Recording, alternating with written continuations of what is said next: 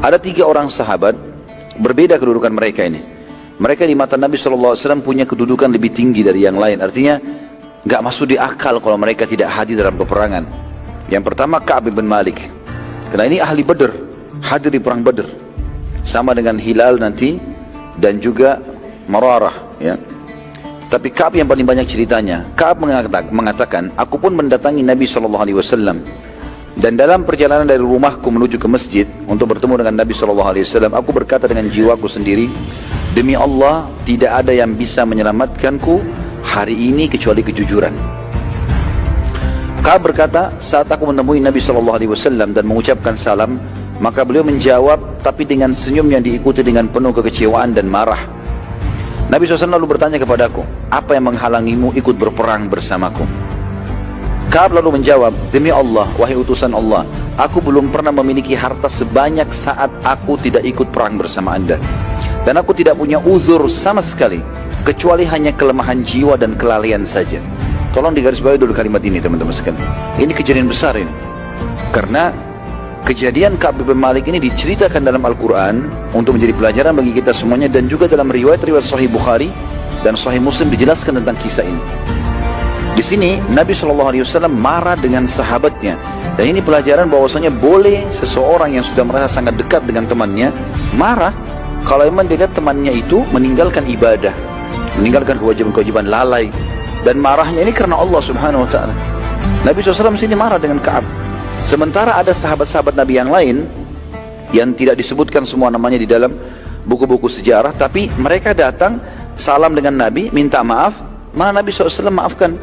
Tapi Ka'ab ini berbeda. Nabi SAW malah tanya, kenapa kau nggak ikut? Maka di sini bolehnya seseorang marah dengan sahabatnya kalau sahabatnya jauh dari Allah SWT. Dia memarahi, dia membenci, dia menegur, dia mengingatkan, dan juga mencintai karena Allah Subhanahu Wa Taala. Di sini lihat bagaimana Ka'ab bin Malik. Dia menceritakan kisahnya teman-teman. Dia bilang begini, pada saat aku ucapkan tadi kalimat itu, ya Rasulullah, demi Allah belum pernah hartaku sebanyak pada saat aku tidak ikut sama anda. Artinya lagi melimpah-limpahnya, panen kurma, uang banyak, lagi sehat, anak-anak juga lagi nggak ada sehat, istri lagi baik, semuanya nggak ada masalah. Aku tidak hadir ya Rasulullah kecuali karena kelemahan jiwa, nggak ada yang lain. Kata Ka'ab diceritakan juga, coba lihat kita seperti masuk dalam alamnya beliau ini radhiyallahu anhu. Dia mengatakan, pada saat aku pulang ke rumahku, sementara kaumku berbondong-bondong mendatangi rumahku, dan berkata, wahai Ka'ab, karena beritanya Ka'ab ini untuk disampaikan di masjid, orang-orang pada dengar, tersebar berita apa yang Ka'ab ucapkan. Maka semua orang datang ke rumahku dan berkata, wahai Ka'ab, semua orang, maksudnya kaumku datang ke rumahku dan berkata, semua orang, hai Ka'ab, meminta maaf, dan Nabi SAW menerima maaf mereka, serta Nabi memohon ampun untuk mereka. Kenapa tidak engkau cari uzur saja, buat saja alasan apa? Lalu Nabi SAW menerima dan beristighfarlah untukmu. Dia beristighfar untukmu sehingga engkau lepas dari belenggu kehidupan.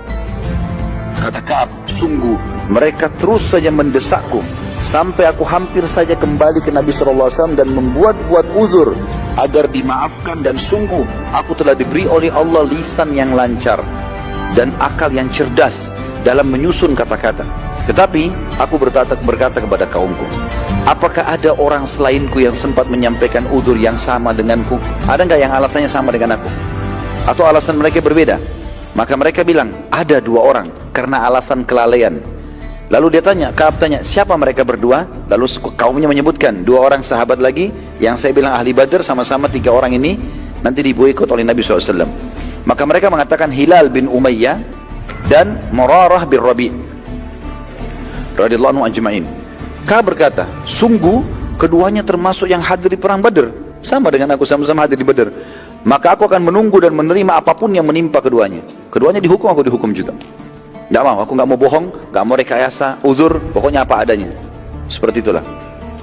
Saat itu keluar sebuah instruksi dari Nabi SAW pada hari itu juga, agar seluruh muslimin, tidak terkecuali satu kota Madinah, tidak boleh mengajak berbicara 3 orang, Ka'ab bin Malik, Hilal bin Umayyah, dan Murarah bin Rabi'. Khusus 3 orang ini. Maka serentak seluruh Madinah, tidak satu pun, semuanya, kata Ka'ab, tidak satu pun berbicara denganku. Satu pun tidak ada. Sampai aku mengucapkan salam saja, tidak ada satupun yang menjawab. Assalamualaikum gak dijawab, padahal ada pahalanya gitu. Ya. Kedua sahabatku, maksudnya Hilal dan Murarah, dua-duanya udah menangis, mengurung diri di rumah, nggak keluar. Sholat jamaah pun tidak pergi ke masjid, tinggal di rumah sudah. Sementara aku karena lebih muda daripada mereka, kata Ka'ab, maka aku berusaha berperilaku biasa saja, walaupun dalam hati ini sulit dan sempit rasanya. Aku ikut sholat berjamaah bersama Nabi SAW, dan selesai sholat wajib, aku pun mendatangi Nabi SAW yang sedang duduk bersama beberapa orang sahabat beliau. Lalu aku mengucapkan salam, tidak ada seorang pun menjawab salamku, kecuali Nabi SAW yang menggerakkan bibirnya mengucap salam, tapi tidak keluar suaranya. Dia bilang, saat aku sholat sunnah, jadi tidak dijawab salamnya sudah. Jadi lisan gak dijawab, tangan pun tidak salaman gitu. Dia bilang, saya pun pergi sholat sunnah. Saking pengaruhnya besar dalam jiwaku, sampai-sampai lagi sholat aku melirik ke Nabi. Katakan, aku berusaha melihat ke arah Nabi SAW.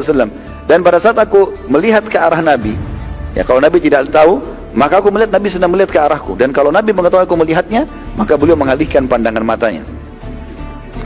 Ka'ab berkata, aku terus dalam keadaan ini tiap hari, nggak ada yang salam, nggak ada yang ngobrol, nggak ada yang tegur, 40 hari.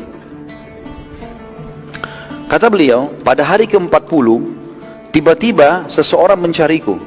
Kita perhatikan teman-teman sekalian di sini, lebih dalam lagi kasus Ka'ab. Lihat bagaimana dalam kondisi jiwanya tertekan, sedih, tidak tahu diterima taubatnya atau enggak. Ya. Tiba-tiba ada seseorang datang membawa surat, orang dari luar Madinah, membawa surat khusus dari Raja Gasasina.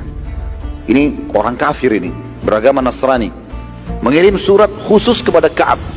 Isinya begini, telah sampai kepada kami apa yang telah terjadi pada anda dan apa yang telah sahabat anda, maksudnya Nabi SAW, lakukan pada anda, diboikot. Bayangkan sampai ke wilayah Nasrani terdengar ini, gitu kan? Maka kalau anda datang kepada kami, pasti kami akan memuliakan anda. Ya, makna yang lain adalah kami akan memberikan anda kedudukan. Kalau anda mau masuk ke agama kami, ikut bersama kami akan berikan itu. Ka'ab berkata, demi Allah, aku menyadari, ini perhatian penting, garis bawahi kalimat ini. Demi Allah, aku menyadari bahwasanya justru ini puncak cobaan. Justru ini puncak cobaan. Aku nggak boleh tergoda. Bayangkan ya, luar biasa dalam kondisi sudah sumpek begini, tapi dia menganggap itu puncak cobaan. Pada hari yang sama, bertambah lagi masalahnya. Utusan Nabi SAW datang, lalu berkata kepadaku, sesungguhnya Rasulullah SAW telah melarang engkau menyentuh istrimu dan diperintahkan untuk menjauhi istrimu. Jadi bukan cuma satu kota Madinah, istri pun harus keluar. Ka'ab dengan imannya bilang apa? Apakah aku harus menceraikannya atau hanya menjauhi saja? Kata utusan Nabi SAW, penyampaian Nabi hanya menjauhi. Langsung gak pakai tunggu, dia bilang sama istrinya, pulanglah ke rumahmu, ke rumah orang tuamu, sampai Allah memutuskan keputusanku. Kata Ka'ab, pada saat itu luar biasa, menumpuk antara, pada saat istrinya pergi, menumpuk antara di luar rumah tidak ada yang ajak ngomong, di rumah pun sendirian. Istri udah nggak ngomong, nggak ada masakan, nggak ada ngomongan, nggak ada biologis, nggak ada segala macam. Diboikot total. Sebagian kerabat mendatangi Ka'ab, kata Ka'ab, mendatangiku seraya berkata, wahai Ka'ab, sesungguhnya Hilal ibn Umayyah dan Murarah bin Rabi' membiarkan istri mereka di rumah, mereka hanya saja tidak menyentuhnya. Dua temanmu juga sama perintahnya Nabi SAW, tapi mereka minta izin sama Nabi, gak usah dipulangkan ke rumah orang tua, di rumah saja, tapi gak disentuh, gak ada biologis sama sekali. Ka'ab menjawab, mereka berdua sudah berumur, aku masih muda gitu. Sementara aku khawatir melanggar, nanti lihat istri habis mandi, nanti dekat-dekat, bahaya, dilarang sentuh, ini larangan Allah dan Rasulnya, hukum melanggar. Dan dia takut menyentuh sampai disuruh pulang istrinya. Ka'ab berkata, sungguh segala sesuatu berubah total padaku, dadaku sempit, hidupku seraya senyap, bahkan istri pun sudah tidak berbicara denganku, dan dunia menjadi berubah, keindahannya menjadi gelap, dan berjalan selama 50 hari. Dari 40 hari 10 hari diboikot, tak bisa lagi istrinya juga ngomong, melayani, disentuh. Dia bilang, saya tetap komitmen, coba bersabar. Dalam kemelut pikiran jadi kacau, hati jadi sempit, dada jadi sempit, tetap saja saya sabar. Dan subhanallah, di hari ke-50 dari cobaan tersebut, pada saat aku sedang sholat duha di halaman rumahku. Karena panas, beliau keluar di depan rumahnya, pasang sejadahnya, sholat duha. Dia bilang, tiba-tiba aku mendengar suara dari kejauhan yang sangat besar, teriak-teriak, wahai Ka'ab, berita gembira, wahai Ka'ab, berita gembira, gitu.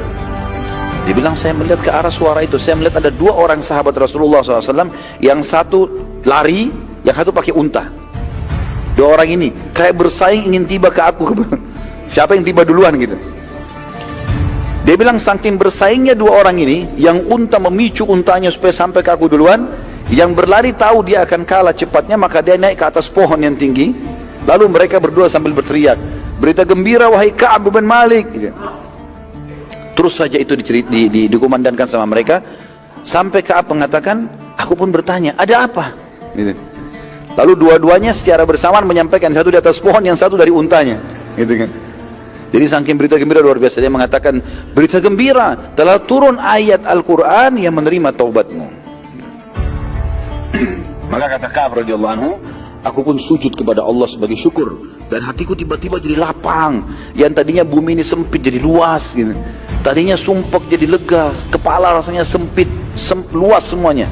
Karena gembiranya, maka aku langsung mengambil bajuku dari dalam rumah dan aku memberikan kepada dua orang itu. Dia bilang, saya pun segera ke masjid, penasaran ingin tahu ada apa di masjid. Maka masjid ternyata dipenuhi oleh kaum muslimin, karena Nabi SAW kumpulkan mereka telah turun ayat Al-Quran. Dan begitu aku masuk, maka mereka serentak berlumba-lumba berteriak sambil mengatakan, bergembiralah wahai Ka'ab atas taubat yang Allah terima. Bergembira wahai Ka'ab atas taubat yang Allah terima. Jadi kita bisa lihat teman-teman, bagaimana gembiranya mereka pada saat itu apa? Karena taubat. Kita malah gembira naudzubillah dengan maksiat, dengan pelanggaran agama, gitu kan. Bangga bisa menipu orang, bangga bisa berzina, bangga bisa ini dan itu. Ini mereka bangga justru karena saudaranya diterima taubatnya oleh Allah Subhanahu wa ta'ala.